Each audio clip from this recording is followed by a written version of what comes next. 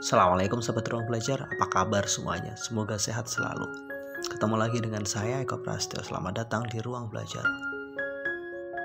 Jika kalian bertanya apa sih sumber utama masalah finansial yang bisa membuat kita mengalami berbagai kesulitan finansial itu, maka saya akan menjawab ada dua masalahnya. Pertama, gaya hidup, yang kedua, hutang. Ketika seseorang dengan gaya hidup yang tinggi dan kemudian dia tidak mampu memenuhinya, akhirnya dia memilih hutang sebagai solusinya, maka di titik inilah mereka sedang memegang dua bara sekaligus. Bara pertama bernama gaya hidup, bara kedua bernama hutang. Dan faktanya inilah yang menjadi masalah utama masyarakat Indonesia saat ini. Per Agustus 2024, hutang masyarakat Indonesia terkait dengan penggunaan pay letter itu nilainya sebesar 26,37 triliun rupiah. Ini sesuatu yang sangat fantastis. Menariknya, angka ini mengalami kenaikan lebih dari 70% dibandingkan dengan bulan sebelumnya. Ini sesuatu yang sangat mencengangkan, bukan? Yang perlu diperhatikan, sebagian besar alasan mereka menggunakan pay letter adalah untuk memenuhi gaya hidup. Data OJK menunjukkan fakta tersebut. Rinciannya 66,4% digunakan untuk belanja fashion, kemudian untuk peralatan rumah tangga sekitar 52,2%, peralatan elektronik sekitar 41%, untuk beli laptop 34,5%, dan kemudian untuk perawatan tubuh sekitar 32,9%. Data yang lebih mencengangkan tersaji ketika kita mencermati berapa banyak sih masyarakat yang terjebak dengan pinjol. Per Agustus di tahun 2024 ini ada sebanyak 72,3 triliun uang yang dipinjam oleh masyarakat melalui skema pinjaman online. Ini sebuah angka yang juga sangat besar. Satu hal yang harus dicermati dari sisi usia, mayoritas pengguna pinjol itu ada di angka 19 sampai dengan 35 tahun. Sementara pengguna pay letter ada di angka 25 sampai dengan 35 tahun. Bukankah ini usia produktif? Usia ketika seseorang sedang semangat-semangatnya bekerja, sedang punya potensi menghasilkan banyak uang, ternyata mereka menghabiskan sebagian uangnya hanya untuk membayar cicilan hutang, mulai dari pinjol ataupun pay letter. Ini ironis. Buat kamu yang punya cita-cita ingin kaya, ingin sukses, selama masih terjebak pada hutang dan gaya hidup, ya selamanya hidupmu hanya di situ-situ aja, gak bakalan kemana-mana. Terlebih ketika kamu terjebak oleh pinjol, pasti hidupmu tidak akan semakin mudah, justru sebaliknya akan semakin sulit. Kenapa? Apa sebabnya? Ada 3 alasan kenapa pinjol itu berbahaya, kenapa pay letter itu juga harus kita hindari. Pay letter itu menghadirkan candu. Kemudahan yang disajikan oleh pay letter itu membuat banyak orang kecanduan.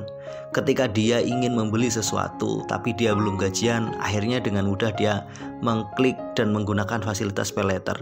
Dia pun belanja. Kemudian yang dilakukan apa? Mencicilnya dengan gaji. Jika ini terus terjadi, terus diulang, maka pikirannya hanya belanja, belanja, dan belanja. Kapan investasinya? Banyak riset menunjukkan bahwa penggunaan pay letter itu menghadirkan efek adiktif, membuat seseorang ketagihan.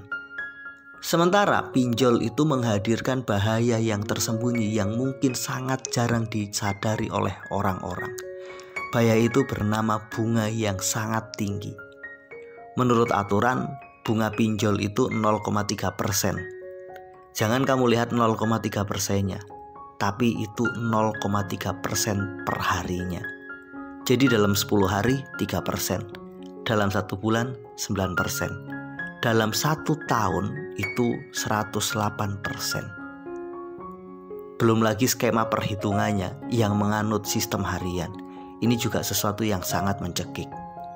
Jadi yang harus kita cermati, pinjaman senilai 72 triliun lebih tersebut yang dipinjam oleh masyarakat Indonesia, jika itu dibiarkan, itu punya potensi tahun depan itu menjadi 114 triliun lebih.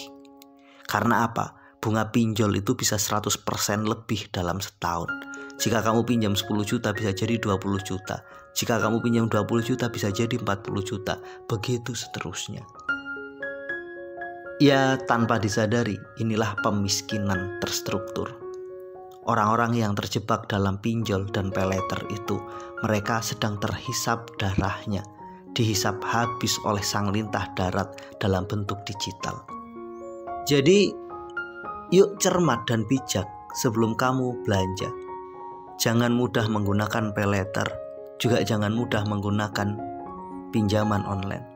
Terlebih jika kamu menggunakan pinjol untuk kegiatan yang ilegal lainnya, yaitu judi online. Ini super triple parah kerusakannya. Udah main judi online, kemudian pinjamnya dari pinjaman online, selesai sudah. Hidupmu tidak akan semakin baik, tapi akan justru bertambah buruk. Paylater dan pinjol itu hanya menghadirkan solusi sesaat. Ketika kamu butuh barang tertentu, misal gadgetmu rusak atau laptopmu rusak, kamu ambil paylater. Kalau itu kamu pakai untuk bekerja, untuk sesuatu yang produktif, ini masih bisa diterima. Tapi kalau sifatnya konsumtif, maka bersiaplah, problem besar akan semakin berdatangan.